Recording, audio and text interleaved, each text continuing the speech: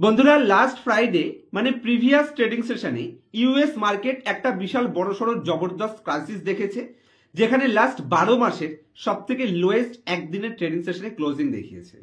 তো বর্তমানে যদি আমি ডাও ফিউচার্স দেখি তাহলে ইতিমধ্যে 755 পয়েন্টস মানে 1.71% নেগেটিভে ট্রেড করছে।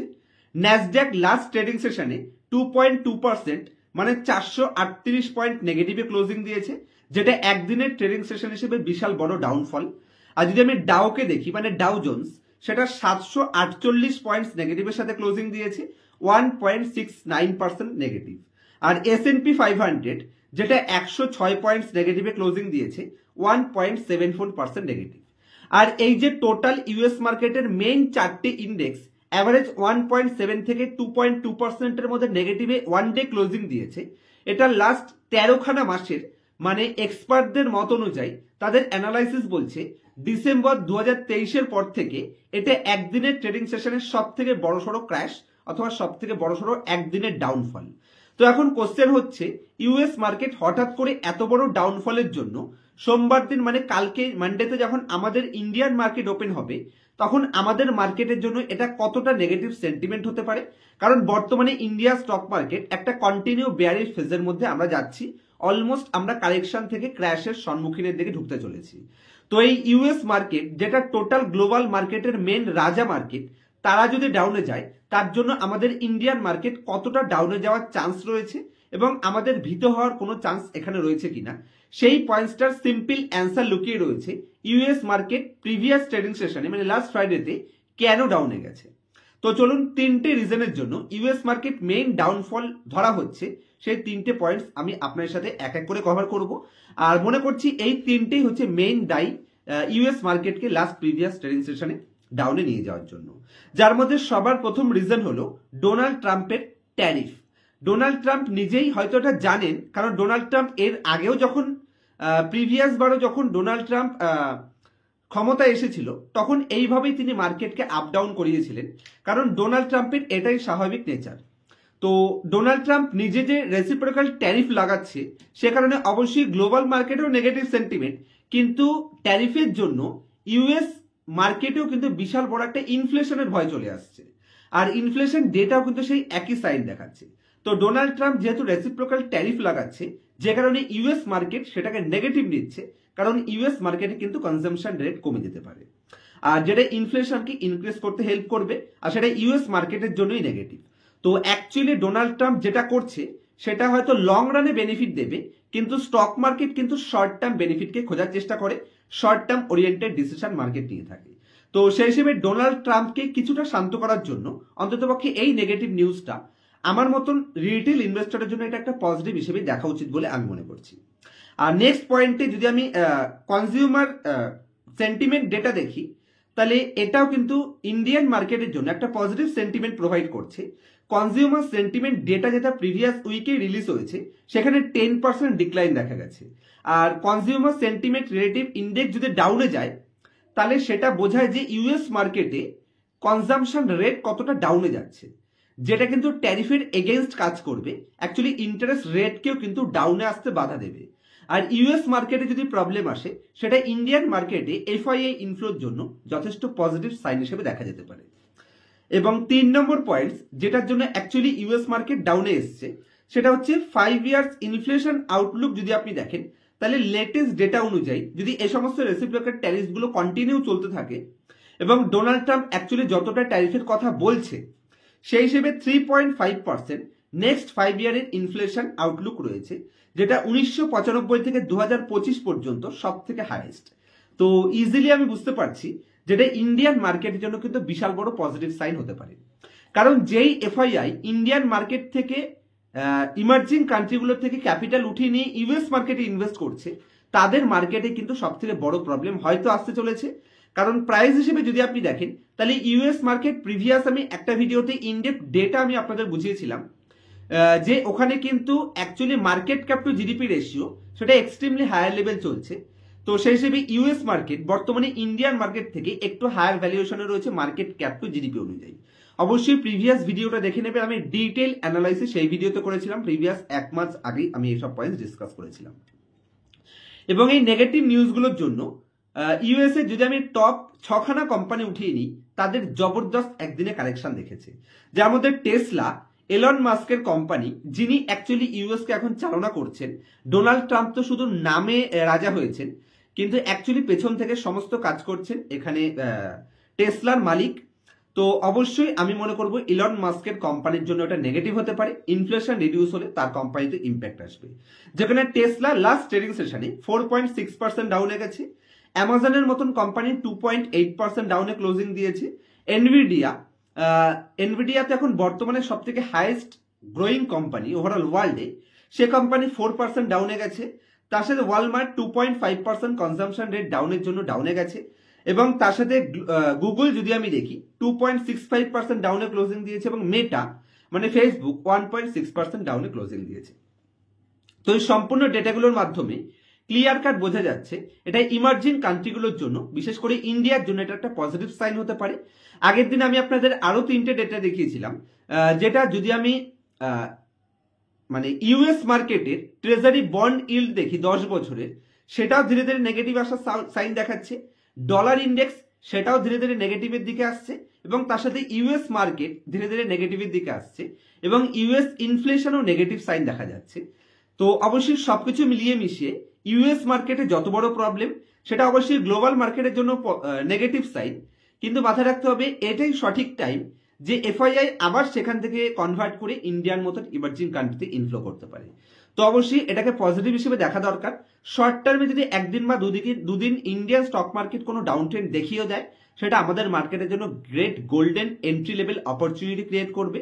এবং গিফট নিফটি যদিও সেরকম কোনো নেগেটিভ সাইন দিচ্ছে না, তো অবশ্যই আমি মনে করি যে ইন্ডিয়ান মার্কেট অন্ততপক্ষে ভয়ের কোনো বিষয় নেই। কারণ বিভিন্ন ইউটিউব চ্যানেলে এবং বিভিন্ন নিউজ প্ল্যাটফর্মে এটাই কভার করা হচ্ছে যে ইউএস মার্কেট যেহেতু লাস্ট 14 মাসের সব থেকে হাইয়েস্ট ওয়ান ডে কালেকশন দেখিয়েছে, সেই হিসেবে ইন্ডিয়ান মার্কেটে তার নেগেটিভ ইম্প্যাক্ট আসতে পারে কিনা। তো আমার মনে হচ্ছে নেগেটিভ ইম্প্যাক্ট আসার চান্স অলমোস্ট 0। তবে এটা স্টক মার্কেট 2-4-5% আপ ডাউন যে কোনো সময় যে কোনো প্রাইস থেকে হতে পারে।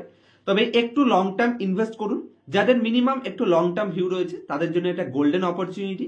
তবে যারা শর্ট টার্ম ট্রেডার তাদের জন্য আমার কোনো অ্যাডভাইস নেই। এবং প্রিভিয়াস ট্রেডিং সেশনে মানে প্রিভিয়াস ভিডিওতে, কালকে শনিবারের ভিডিওতে আমি আপনার সাথে 25টা কোম্পানির একটা পোর্টফোলিও বানিয়েছিলাম।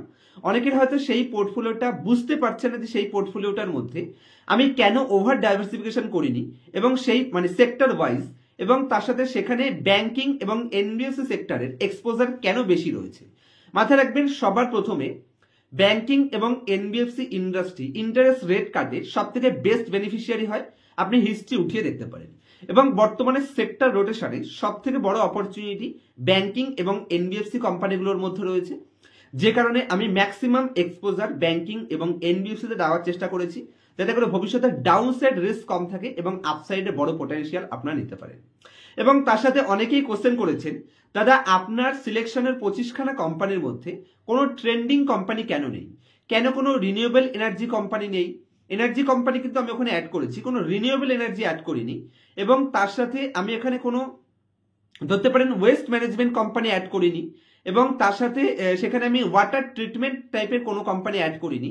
লোকেরা মনে করছে দাদা আপনার সিলেকশনে কোনো আইটি কোম্পানি নেই, কেন এগুলোকে অ্যাড করিনি। যদিও সেগুলো নিয়ে ইনডেপথ ডিটেল ভিডিও আমি আপনার সাথে প্রেজেন্ট করার চেষ্টা করব, যাতে আপনারা বুঝতে পারেন যে অ্যাকচুয়ালি সেই টাইপের ইন্ডাস্ট্রিগুলো এখান থেকে বেশ কিছুটা নেগেটিভ সাইন রয়েছে, যে কারণে আমি কিছু অ্যাড করিনি। এবং এমফাসিসের মতন আমার ফেভারিট কোম্পানিকেও আমি আইটি লিস্ট থেকে ওখান দিয়ে বাদ দিয়ে দিয়েছি, কারণ আইটি আমার মনে হয় কিছুটা শর্ট টার্ম নেগেটিভ ইম্প্যাক্ট হয়তো দেখাতে পারে, যে কারণে আমি যেখানে নেগেটিভ ভিউ রাখছি সেই কোম্পানিগুলো আমি আমার ওয়াচ লিস্টে কি করে আপনার সাথে শেয়ার করি।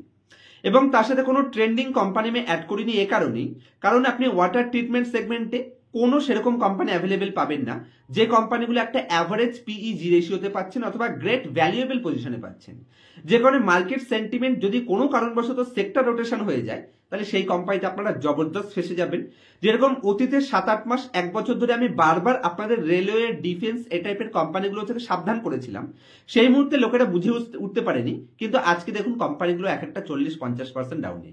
ঠিক সেম ভাবে আমার এক্সপিরিয়েন্স এবং আমার নলেজ বলছে, হয়তো আজকের ওলেক্ট্রা গ্রিনটেক ভার্টেক, ওয়াবাগ এই টাইপের কোম্পানিগুলো যদি আমি ওখানে ওয়াচ লিস্টে অ্যাড করতাম, হয়তো তাদের অনেকটা পছন্দ হতো। আমি ওয়াচ লিস্টে এই কারণে তৈরি করিনি যাতে আপনারা আমাকে ওয়া বলে বাদশা দেন। আমি এ কারণে তৈরি করেছি যাতে ভবিষ্যতে আপনারা ভালো পারফরমেন্স করতে পারেন, আপনারা কোনো লজিকের উপর ডিসিশন নিতে পারেন। আমি শুধুমাত্র আপনাদের ভালো লাগানোর জন্য কিছু রিস্কি কোম্পানি সেখানে অ্যাড করে দেব এবং তারপর 6 মাস পরে নিজের ভিউকে চেঞ্জ করে নিতে হবে সেরকম টাইপের পোর্টফোলিও ওখানে অ্যাড করার চেষ্টা করিনি। যে কারণে ভার্টেকের মতন কোম্পানি ওখানে বাদ রেখেছি। তার সাথে ধরতে পারেন ওলেকটা, গ্রিনটেকের মতন কোম্পানি আমি ওখানে বাদ রেখেছি, কারণ এগুলো ট্রেন্ডিং কোম্পানি, যে কোনো সময় 50% ডাউনে চলে যেতে পারে। আর এই সমস্ত কোম্পানিগুলোতে অ্যাকচুয়ালি পি এক্সপেনশন কমপ্লিট হয়ে গেছে, যেখানে কোনো সিঙ্গেল ট্রেন্ডিং সেক্টর আমি ওখানে ইনক্লুড করিনি, যেখানে অ্যাকচুয়ালি ম্যাক্সিমাম রিস্ক থাকে। আর আমি যে পোর্টফোলিওতে ক্রিয়েট করেছি সেই পোর্টফোলিও মার্কেট ডাউন ট্রেন্ডে আপনাকে ডাউনে যাওয়ার চান্স অলমোস্ট জিরো, কিন্তু মার্কেট আপ ট্রেন্ডে আপনি সেফটির সাথে বেটার পারফরমেন্স করতে পারবেন। এবং পরের বারের বুল মার্কেটে যদি আপনি টপে এক্সিটও না করেন তাহলে আপনি ফেসে যাবেন না। যে কারণে আমি মনে করছি যে ওটাই সব থেকে বেস্ট পোর্টফোলিও। হ্যাঁ, অবশ্যই কিছু রিস্কি কোম্পানি ওর মধ্যে অ্যাড করা উচিত ছিল। আমি কিছু রিস্কি কোম্পানি এ কারণে অ্যাড করিনি, কারণ এই ভিডিওটি অলমোস্ট 6,500 লোকেরা দেখে নিয়েছে, যার মধ্যে প্রচুর বিগিনার ইনভেস্টর থাকবে। আর আমার ট্রাই এটা থাকে যে আমার জন্য অন্ততপক্ষে আপনাদের 10 টাকা প্রফিট না হোক, 2 টাকা লস যেন না হয়। তো সেই হিসেবেই পোর্টফোলিওটাকে ক্রিয়েট করা। আপনার হয়তো ডিসিশন আমার এগেইনস্টও হতে পারে, আমি আপনাকে সাজেস্ট করব যেটা আপনারা বেটার বুঝছেন আপনারা সেটাই করবেন, আমার কথা ফলো করবেন না। আমার টার্গেট যেটা থাকে হয়তো আপনাদের টার্গেট সেটাও নাও থাকতে পারে। হয়তো আপনাদের টার্গেট আছে নেক্সট 6 মাসের মধ্যে কোটিপতি হওয়ার, কিন্তু আমার টার্গেট রয়েছে এখান থেকে 5 বছর পরে কোটিপতি হলেও চলবে, কিন্তু একবার কোটিপতি হয়ে যাওয়ার পরে যেন আমি সেটাকে কন্টিনিউ করতে পারি, সাস্টেন বেসিসে রাখতে পারি। সেই হিসেবে আশা করছি আমার মাইন্ডসেটটাকে আপনাদের বোঝাতে পারলাম। যদিও আমি কিছু ইনফরমেশন রিলেটেড আরো ডিটেল ভিডিও আপনাদের সাথে প্রেজেন্ট করব। কোশ্চেন এবং অ্যান্সার সিরিজ আমি খুব শীঘ্রই আনবো, যেখানে আপনাদের সকল কোশ্চেনের অ্যান্সার সেখানে আপনারা পাবেন। আর ইতিমধ্যে যদি আপনার মনেও কোনো কোশ্চেন ঘুরছে, অবশ্যই কোশ্চেনটাকে এই ভিডিওর কমেন্টস বক্সে আপনারা দিতে পারেন। আমি প্রত্যেকটা কমেন্ট পড়ি এবং প্রত্যেকটা কমেন্টের আমার তরফ থেকে বেস্ট রিপ্লাই দেওয়ার চেষ্টা করি। আজকের মতো এই অবধি রাখবো। আমি একটা জিনিস সাজেস্ট করবো, এক্সট্রিমলি রিস্ক নিয়ে বড় রিটার্নের এগেনস্টে আমি আপনাকে সাজেস্ট করতে চাই যে একটু লো রিস্কের সাথে যান, কিন্তু কন্টিনিউ সাস্টেন বেসিসে গ্রোথ করুন। দেখুন স্টক মার্কেট খুব ইজি হয়ে যাবে এবং টেনশন মুক্ত থাকতে পারবেন। যেমন বর্তমানে আমি আমার পোর্টফোলিওতে যে সমস্ত কোম্পানিগুলো অ্যাড করেছি সব বড় বড় অ্যালোকেশনের সাথে কনফিডেন্সের সাথে অ্যাড করেছি, এবং মার্কেট লাস্ট 3 মাসে ডাউনে গেলেও আমার পোর্টফোলিও ডাউনে যেতে দিইনি এবং ডাউনে যায়নি, কারণ আমি সেইভাবেই পোর্টফোলিওটাকে তৈরি করেছি। তো অলরেডি এই ডাউন মার্কেটে প্রচুর রিটেল বিগিনার ইনভেস্টরের পোর্টফোলিও কারো 10%, কারোর 15% ডাউনে রয়েছে। আমার পোর্টফোলিও সিঙ্গেল পার্সেন্টের ডাউনে নেই, কারণ আমি রিস্কি ট্রেন্ডিং কোম্পানিগুলোকে আগে থেকে আউট করেছি এবং কখন সেখানে রোটেশন হতে পারে সে বুঝি আমি সেসব কোম্পানিকে অ্যাড করব। বাকি এই মুহূর্তে সেসব কোম্পানি আমি মনে করি খুবই এক্সট্রিমলি হাই রিস্কে রয়েছে। রিটেল ইনভেস্টর টোটাল 2-3টে মার্কেট সাইকেল এখনো দেখেনি। আমার 2020ও দেখা রয়েছে, রাশিয়া ইউক্রেন যুদ্ধ দেখা রয়েছে, প্রচুর এরকম নেগেটিভ সেন্টিমেন্ট দেখা রয়েছে। তো আমি জানি মার্কেট কি করে কাজ করে, সেই হিসেবে আমি আপনাদের সেফটির সাথে পারফরমেন্স করার মতন পোর্টফোলিও তৈরি করে দেওয়ার চেষ্টা করেছি। কারোর ভালো না লাগলে অবশ্যই নেগেটিভ কমেন্টস করবেন, কিন্তু এরকম কমেন্টস করবেন না যেটা করে অন্ততপক্ষে আমার খারাপ লাগতে পারে। কারণ আমার একটাই টার্গেট থাকে যে আমি আপনাদের অন্ততপক্ষে ঠকানোর মতন কোনো কনসেপ্ট যাতে না দিই। প্রচুর ইউটিউব প্ল্যাটফর্মে আমি দেখেছি যে লোকেরা শুধু নিজেদের বেনিফিটের জন্য যে কোনো টাইপের ট্রেন্ডিং কোম্পানি, শুধু যেটা আপনি শুনতে চাইছেন সেটাই আমি আপনাদের শোনাবো, এরকম কন্টেন্ট অন্ততপক্ষে আমার চ্যানেলে আজ অব্দি কখনো পাননি এবং ভবিষ্যতে আপনারা পাবেন না। যেটার মাধ্যমে আপনাদের বেনিফিট হবে, নলেজ গেইন হবে, পোর্টফোলিও ডাউনসাইড রিস্ক কম থাকবে, সেগুলি আমার তরফ থেকে আমার চ্যানেলে আমি আপনাদের প্রোভাইড করার চেষ্টা করব। যাই হোক, অনেক কথা বলে ফেললাম, আজকে এই অবধি রাখবো। দেখা হবে নেক্সট ভিডিওতে কোনো ইনফরমেটিভ টপিকের সাথে। ততক্ষণ পর্যন্ত হ্যাপি ইনভেস্টিং, হ্যাপি ট্রেডিং। আর আমার কাছ থেকে যদি পার্সোনাল ক্লাসে A to Z ফান্ডামেন্টাল শিখে লং টার্ম ওয়েলথ ক্রিয়েশনে বিশ্বাস রাখেন, স্টক মার্কেট শিখতে চাইছেন ইন ডেপথ ডিটেল ঢুকে, তাহলে পার্সোনাল ক্লাসের জন্য কন্ট্যাক্ট করতে পারেন। স্ক্রিনের উপর মোবাইল নাম্বার দেখা যাচ্ছে।